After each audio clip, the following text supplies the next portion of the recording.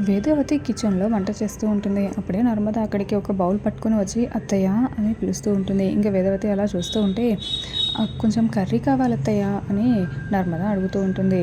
ఇంకా వేదవతి అలానే సైలెంట్గా చూస్తూ ఉంటుంది. చాలా కోపంగా చూస్తూ ఉంటుంది. కానీ నర్మద వేదవతిని అడిగేసి తీసుకోమంటారు అత్తయ్య అని లోపలికి వెళ్ళి కర్రీ వేసుకోబోతూ ఉంటుంది. అప్పుడే వేదవతి ఒక్కసారిగా తన చేతిలో ఉన్న బౌల్ని కింద పడేస్తుంది.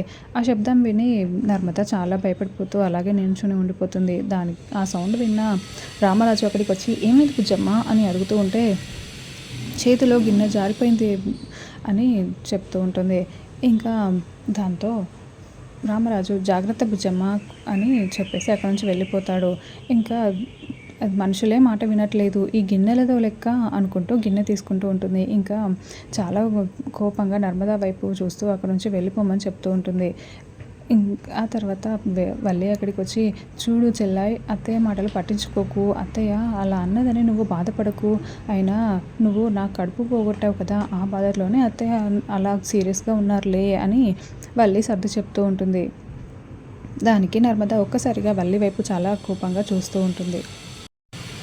నువ్వు నాకు ఇంత సపోర్ట్ చేస్తున్నావు కదా వల్లి అక్క, నీకు ఖచ్చితంగా రిటర్న్ గిఫ్ట్ ఇచ్చే తీరుతాను అని నర్మద అంటూ ఉంటే అవునా అని వల్లి అనుకుంటూ ఉంటుంది.